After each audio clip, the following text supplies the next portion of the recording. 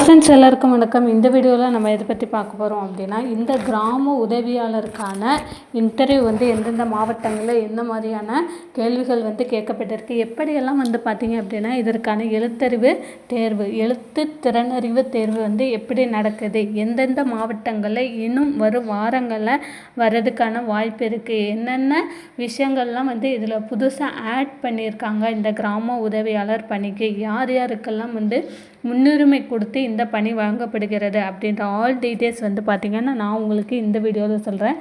நம்ம சேனலை நீங்கள் ஃபஸ்ட் டைம் பார்க்குறீங்க அப்படின்னா மறக்காமல் சப்ஸ்கிரைப் பண்ணிட்டு பாருங்கள். அப்படின்னா தான் இது போன்ற ரெகுலர் அப்டேட் உங்களுக்கு நோட்டிஃபிகேஷனாக வரும்.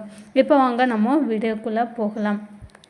இந்த கிராம உதவியாளர் வேலை ரீசெண்டாக பார்த்திங்க அப்படின்னா நிறைய மாவட்டங்களில் திறனறிவு தேர்வுக்கான தேர்வு நடந்துட்டு இருந்தது. இதில் ஒவ்வொரு மாவட்டங்களையும் ஒவ்வொரு தாலுகாக்களையும் பார்த்திங்க அப்படின்னா வித்தியாசமாக இன்டர்நெட், அதாவது ஒரே பேட்டர்னில் நடத்தாமல் அவங்கவுங்க விருப்பப்படி அந்த தாசில்தார் அந்த விஏஓ என்ன முடிவு பண்ணுறாங்களோ அதன்படி பார்த்திங்க அப்படின்னா திறனறிவு தேர்வு அப்படின்றது நடக்குது. ஒரு சில இடத்துல பார்த்திங்க அப்படின்னா டைரெக்டாக சர்டிஃபிகேட் வெரிஃபிகேஷன்ஸ் பண்ணிவிட்டு விட்டுடுறாங்க. ஆனால் ஒரு சில இடத்துல பார்த்திங்க அப்படின்னா தேர்வு நடக்குது. இப்போ எந்தெந்த மாவட்டங்களில் கிட்டத்தட்ட பார்த்திங்க அப்படின்னா ஒரு 4 மாவட்டங்களில் என்ன மாதிரியான கேள்விகள்லாம் கேட்கப்பட்டிருக்கு, அதாவது வழக்கமாக இல்லாது புதுசாக வேறு என்னென்னலாம் இதில் அவங்க கேட்டிருக்கிறாங்க அப்படின்ற டீட்டெயில்ஸை தான் நான் உங்களுக்கு சொல்ல போகிறேன். இதில் பார்த்திங்க அப்படின்னா ரீசண்டாக இந்த கிராம உதவியாளர் பணிக்கு நமக்கு ஏஜ் ரிலாக்ஸேஷன்ஸ் கொடுத்தாங்க. உங்கள் எல்லாத்துக்குமே தெரியும். ஸோ நமக்கு ஒரு ரெண்டு வருஷம் எக்ஸ்ட்ரா கொடுத்துருக்காங்க ஒவ்வொரு பணிக்கும். அதாவது ஜென்ரல் கேட்டகரியாக இருக்கட்டும், அதர் கம்யூனிட்டியை சேர்ந்தவர்களாக இருக்கட்டும், எஸ்சி எஸ்டி இவங்க எல்லாத்துக்குமே பார்த்திங்க அப்படின்னா ஒரு 2 வருஷம் எக்ஸ்டெண்ட் பண்ணியிருக்கிறாங்க. ஆனால் இது வரைக்கும் நீங்கள் அப்ளை பண்ணி இன்டர்வியூ அட்டன் பண்ணிங்களே, அதாவது திறனறிவு தேர்வு அட்டன் பண்ணிங்களே, அதெல்லாம் செல்லுபடி ஆகுமா இல்லை கேன்சல் ஆகிடுமா அப்படின்னு சொல்லி நிறைய பேர் கேட்குறீங்க. கண்டிப்பாக நீங்கள் அட்டன் பண்ண தேர்வை கண்டிப்பாக ரத்து செய்யப்படாது. இனிமேல் வர்றவங்களுக்கு, இனிமேல் புதுசாக இன்டர்வியூ அட்டன் பண்ண போகிறவங்களுக்கு, தேர்வுக்கு போகிறவங்களுக்கு இந்த நடைமுறை வழக்கத்தில் இருக்கும். இப்போ பார்த்திங்க அப்படின்னா இந்த கிராம உதவியாளர் பணியில் எந்த மாவட்டங்களில் என்ன மாதிரியான கேள்விகள் கேட்குறாங்க அப்படின்றத நான் உங்களுக்கு 1 by 1 சொல்கிறேன். ஃபஸ்ட்டு பார்த்திங்க அப்படின்னா எல்லா மாவட்டங்கள்லேயும் கிட்டத்தட்ட ஒரு 4 மாவட்டங்களில் நடந்த எழுத்து திறனறிவு தேர்வில் ஃபஸ்ட்டு என்ன பண்ணுறாங்க அப்படின்னா டாக்குமெண்ட் வெரிஃபிகேஷன்ஸ் அதுதான் ஃபஸ்ட்டு பண்ணுறாங்க. ஸோ நமக்கு திறனறிவு தேர்வு தானே, நம்ம ஒரிஜினல்லாம் கொண்டு போக தேவையில்லை, ஜஸ்ட்டு ஒரு எக்ஸாம் மாதிரி தானே வைக்க போகிறாங்க, அதனால் எதுவும் எடுத்துகிட்டு போக வேண்டாம் அப்படின்னு நினைக்காதீங்க. ஃபஸ்ட்டு நீங்கள் இன்டர்வியூ ஹால்குள்ளே போன உடனே உங்கள் தாசில்தார் இருப்பாங்க, உங்கள் தாலுகாவோட தாசில்தார், விஏஓ, அப்போது இன்னும் ஒரு 2 பேர் கூட யாராவது ஒருத்தர் இருப்பாங்க. கண்டிப்பாக பார்த்திங்க அப்படின்னா தாசில்தார் இருப்பாங்க. உங்களோட சர்டிஃபிகேட் ஒரிஜினல், நீங்கள் ஒன்ஸ் உங்களோட அப்ளிகேஷன்ஸ் ஆல்ரெடி அவங்கக்கிட்ட ஒரு காப்பி இருக்கும். நம்மளோட அப்ளிகேஷன்ஸில் என்னென்ன டாக்குமெண்ட்டெல்லாம் நீங்கள் சப்மிட் பண்ணியிருக்கிறீங்களோ அதை எல்லாத்தையுமே வெரிஃபை பண்ணுறாங்க. அதாவது உங்களோட 10th mark sheet, TC, community certificate, அதுக்கப்புறம் முன்னுரிமை கோருறீங்க, நீங்கள் உங்களுக்கு முன்னுரிமை இருக்குது அப்படின்ற பட்சத்தில் முன்னுரிமை சான்றிதழ், இது எல்லாமே பார்த்திங்க அப்படின்னா ஒரிஜினல் நீங்கள் எடுத்துகிட்டு போகணும். டெஃபினட்டாக நீங்கள் ஒரிஜினல் எடுத்துகிட்டு போனால் மட்டும்தான் அவங்க ஏற்றுப்பாங்க. ஸோ நீங்கள் பார்த்திங்க அப்படின்னா ஜெராக்ஸ் எல்லாம் கொடுத்தீங்க அப்படின்னா அவங்க வாங்கிக்க மாட்டாங்க. ஜெராக்ஸ் தேவை, ஜெராக்ஸ் கண்டிப்பாக தேவை. ஆனால் ஒரிஜினல் நீங்கள் காமிச்சே ஆகணும். அதுக்கப்புறமா உங்களோட பாஸ்போர்ட் சைஸ் ஃபோட்டோ 3 கேட்குறாங்க அப்படின்றத சொல்லியிருந்தாங்க. பாஸ்போர்ட் சைஸ் ஃபோட்டோ ஒரு 3 எடுத்துக்கோங்க.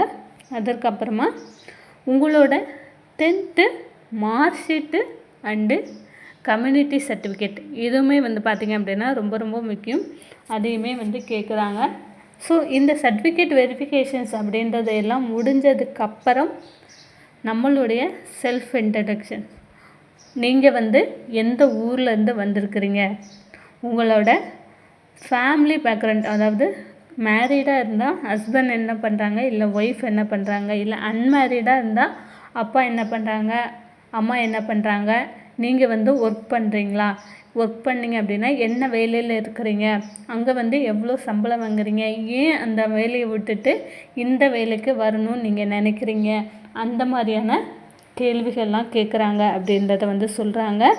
அதுக்கப்புறமா வந்து பார்த்திங்க அப்படின்னா ஒரு கிராமம் அப்படின்னா என்ன, கிராமம் என்றால் என்ன அப்படின்றத வந்து கேட்குறாங்க. அதுக்கப்புறம் உங்கள் கிராமத்தை பற்றி நீங்கள் சொல்லுங்கள், உங்கள் கிராமத்தில் ஒரு ஆவரேஜாக எவ்வளோ மக்கள் தொகை இருக்கிறாங்க, ஆண் எவ்வளோ இருக்கிறாங்க, பெண் எவ்வளோ இருக்கிறாங்க, அந்த மாதிரி கேட்குறாங்க. அதற்கப்புறமா வருவாய்த்துறை அமைச்சர் வந்து யார் அப்படின்றத வந்து கேட்குறாங்க. வருவாய்த்துறை அமைச்சர் யார் அப்படின்றத ஸோ கண்டிப்பாக வந்து நீங்கள் இதை நோட் பண்ணி வச்சுக்கோங்க. ஸோ ஜென்ரலாக நம்ம நிறைய கற்றுக்கிட்டு போனோம் தெரிஞ்சாலும் நம்ம இந்த மாதிரி ஒரு சில விஷயங்களை வந்து நம்ம வந்து படிக்க மாட்டோம். ஸோ இந்த மாதிரி விஷயங்களும் தெரிஞ்சுக்கிட்டீங்க அப்படின்னா உங்களுக்கு ரொம்ப யூஸ்ஃபுல்லாக இருக்கும். ஸோ எல்லா மாவட்டத்துலேயும் இதே தான் கேட்பாங்க அப்படின்னா கண்டிப்பாக கிடையாது. ஒரு சில மாவட்டத்தில் இதை விட ஈஸியாக கூட கேட்கலாம். ஒரு சில மாவட்டங்களில் இந்த மாதிரி ஏதாவது ஒரு இந்த மாதிரியான கேள்விகள் ஒரு 2-3 கேள்விகளாவது கேட்பாங்க. அதற்கப்புறமா பத்திரவுத்துறைக்கும் வருவாய்த்துறைக்கும் உள்ள வித்தியாசம் வந்து என்ன, பத்திரவுத்துறைனா என்ன, வருவாய்த்துறைனா என்ன அப்படின்னு சொல்லி கேட்குறாங்க. அதற்கப்புறமா ஒரு முக்கியமான ஒரு விஷயம் என்ன அப்படின்னா விஏஓக்கு கீழே எத்தனை கிராமங்கள் வந்து இருக்குது, ஒரு விஏஓ இருக்கிறாரு அப்படின்னா அதற்கு கீழே எத்தனை கிராமங்கள் இருக்குது, விஏஓவோட அதாவது கிராம நிர்வாக அலுவலரோட வேலைகள் பணிகள் வந்து என்னென்ன பணிகள்லாம் அவங்களுக்கு இருக்கும், என்னென்ன வேலைகள்லாம் இருக்கும் அதையுமே வந்து கேட்குறாங்க. ஸோ உங்களுடைய மாவட்டத்தில் எத்தனை தாலுகாக்கள் வந்து இருக்குது, ஒரு தாலுகாக்கு கீழே எத்தனை கிராமங்கள் வந்து இருக்கும், அந்த மாதிரியான கேள்வியும் கேட்குறாங்க. ஸோ இந்த அளவுக்கு நம்ம வந்து டீப்பாக படிச்சுட்டு போக மாட்டோம். ஸோ கிராம உதவியாளர் அப்படின்ற பட்சத்தில் இந்த மாதிரி விஷயங்கள்லாம் தெரிஞ்சிருக்கணும் அப்படின்றதுக்காகவே வந்து கேட்குறாங்க அப்படின்றத சொன்னாங்க. அதுக்கப்புறம் இன்னொன்று வந்து பார்த்திங்க அப்படின்னா கியூஆர் கோடுனால் என்ன அப்படின்னு ஒரு சில டிஸ்ட்ரிக்ஸில் கேட்டு தான் வந்து நமக்கு ஷேர் பண்ணியிருந்தாங்க. குயிக் ரெஸ்பான்ஸ் கோடு இதுவுமே வந்து ரொம்ப முக்கியம்.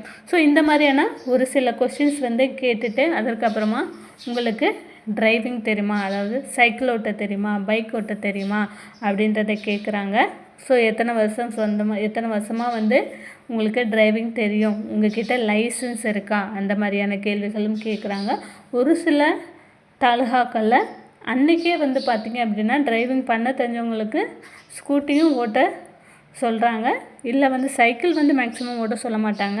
ஸோ ஸ்கூட்டி ஓட்ட தெரிஞ்சவங்கள ஸ்கூட்டி ஓட்ட சொல்கிறாங்க. ஸோ இந்த மாதிரியான கேள்விகள் தான் கேட்டிருந்தாங்க. இது போன்ற மேலும் தகவலுக்கு மறக்காமல் நம்ம சேனலை சப்ஸ்கிரைப் பண்ணுங்கள்.